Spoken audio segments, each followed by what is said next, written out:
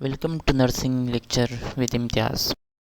Dear viewers, आज के session के अंदर हम बात करेंगे इंट्रावेनस सॉल्यूशन कौन कौन सी है और उसके टाइप्स कौन से हैं। इसके अलावा बात होगी ऑस्मोलरिटी या ऑस्मोलरिटी के ऊपर, और इसके अलावा कौन से बॉडी के अंदर मैकेनिज्म है जो कि फ्लूइड बैलेंस को या इन सॉल्यूशन के बैलेंस को मेंटेन रखते हैं। पहले बात करते हैं कि ऑस्मोलरिटी या ऑस्मोलरिटी क्या है।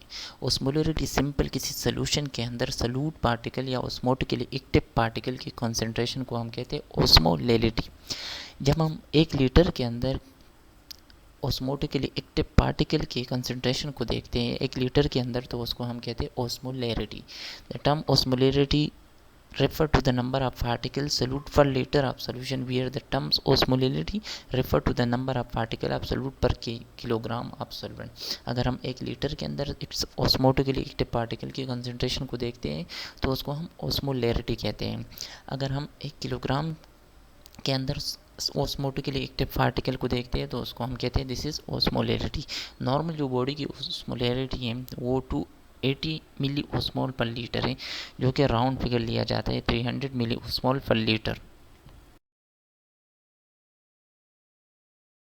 टाइप्स की बात करें तो हमारे पास आइसोटोनिक फ्लूइड होते हैं, हाइपोटोनिक और हाइपरटोनिक फ्लूइड होते हैं। आइसोटोनिक फ्लूइड वो फ्लूइड होते हैं जिसके अंदर ऑस्मोटिकली एक्टिव पार्टिकल कंसंट्रेशन इतनी होती है जितनी हमारी बॉडी की फ्लूइड की होती है।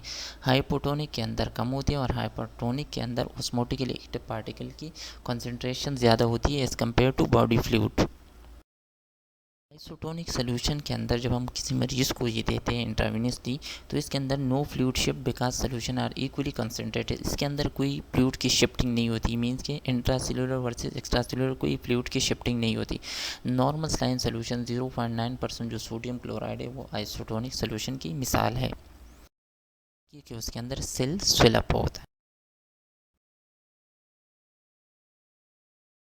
मैकेनिज़्म की बात करें तो 4 रेगुलेटरी मैकेनिज़्म है जो फ्लूइड की शिफ्टिंग को या फ्लूइड बैलेंस को मेंटेन रखते हैं। एक को हम कहते हैं baro receptor reflex, volume receptor, renin angiotensin aldosterone mechanism और एंटी डायूरेटिक हार्मोन।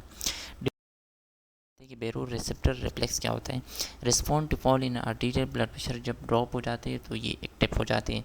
ये कहाँ पे इसकी कहाँ पे बेरो रिसेप्टर प्रेजेंट होते हैं, arterial wall, vena cava, aortic arch and carotid sinus के ऊपर ये प्रेजेंट होते हैं। Constrict efferent arteriole of the kidney resulting in retention of fluid. इसकी वजह से क्या होता है कि जो एपरेंट आर्ट्रियूल्स है किडनी के अंदर वो कंस्ट्रिक्ट हो जाती है और फ्लूइड रिटेन रहता है। अगर हम बात करें response to fluid excessive in the atria and greater vessel, जब एट्रिया के अंदर और ग्रेट वेसल जो बड़े वेसल्स है उसके अंदर फ्लूइड की क्वांटिटी ज़्यादा हो जाती है तो ये एक्टिव हो जाती हैं।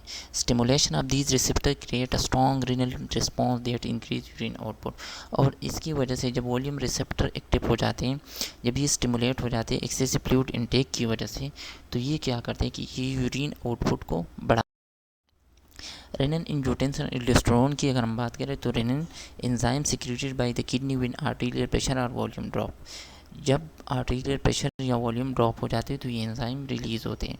Interact the angiotensinogen to form angiotensin 1 vasoconstrictor. ये क्या करते हैं, रेनिन के ये एंजियोटेंसिनोजन को कन्वर्ट करते हैं एंजियोटेंसिन 1 में जो कि वेजोकंस्ट्रक्टर है। उसके बाद एंजियोटेंसिनोजन क्या होता है कि angiotensin 1 is converted into lungs into angiotensin 2 using ACA angiotensinogen converting enzyme. ये नॉर्मल मैकेनिज्म हमें पता है कि रीनल से रेनिन रिलीज़ होता है, वो एंजियोटेंसिनोजन को कन्वर्ट करते हैं एंजियोटेंसिन 1 में। एंजियोटेंसिन 1 फिर लंग्स के अंदर कन्वर्ट हो जाते हैं एंजियोटेंसिन 2 में by the help of angiotensin converting enzyme. उसके बाद produce vasoconstrictor to elevate blood pressure. ये वेजो कंस्ट्रक्शन काज करती है और ब्लड प्रेशर बढ़ा देती है। Stimulate adrenal cortex to secrete aldosterone. और इसका एक और काम होता है, ये एड्रिनल कॉर्टेक्स को स्टिमुलेट करते हैं कि एल्डोस्टेरोन हार्मोन को रिलीज़ कर दो। जब एल्डोस्टेरोन हार्मोन रिलीज़ होते हैं तो उसके अंदर मेनली मिनरलोकॉर्टिकॉइड वो क्या करते हैं, वो सोडियम और पोटाशियम ब्लड लेवल को मेंटेन रखते हैं, कंट्रोल करते हैं। इसके अलावा increase chlorine and bicarb concentration and fluid volume, और वो क्या करते हैं कि क्लोरीन और बाइकार्ब और फ्लूइड की वॉल्यूम की कंसनट्रेशन को बढ़ा। एल्डोस्टेरोन नेगेटिव फीडबैक मैकेनिज्म की अगर हम बात करें तो एक्स्ट्रा सेलुलर प्लेट पर सोडियम लेवल ड्रॉप हो जाता है, तो क्या होता है कि secretion of ACTH adrenocorticotropin hormone release होते हैं, कहाँ से, इंटीरियर पिट्यूटरी से। वो क्या करते हैं कि वो एल्डोस्टेरोन हार्मोन को रिलीज़ कर देते हैं एड्रेनल कॉर्टेक्स से। उसके बाद एड्रेनल कॉर्टेक्स से जो हार्मोन रिलीज़ होते हैं उसका काम होता है फ्लूइड और सोडियम को रिटेन करना। एंटीडायरेटिक हार्मोन की अगर हम बात करें तो इसको वेसोप्रेसन हार्मोन भी कहते हैं। कहाँ से रिलीज़ होते हैं, ये पोस्टीरियर पिट्यूटरी ग्लैंड से रिलीज़ होते हैं, need to restore intravascular fluid volume, और इसका काम होता है इंट्रावेस्कुलर फ्लूइड वॉल्यूम को रिटेन करना। Release is trigger by osmo receptor in the third center of the hypothalamus. इसकी जो सिक्रीशन होती है वो ऑस्मो रिसेप्टर जो थर्ड सेंटर है ब्रेन के अंदर या हाइपोथैलेमस के अंदर, वो इसको कंट्रोल कर रहा होता है। फ्लूइड वॉल्यूम एक्सेसिव हो जाती है तो ADH की सिक्रीशन कम हो जाती है। फ्लूइड वॉल्यूम की डिफिसिट हो जाती है, फ्लूइड वॉल्यूम की कमी हो जाती है तो ADH की सिक्रेशन ज़्यादा हो जाती है। Thank you for watching.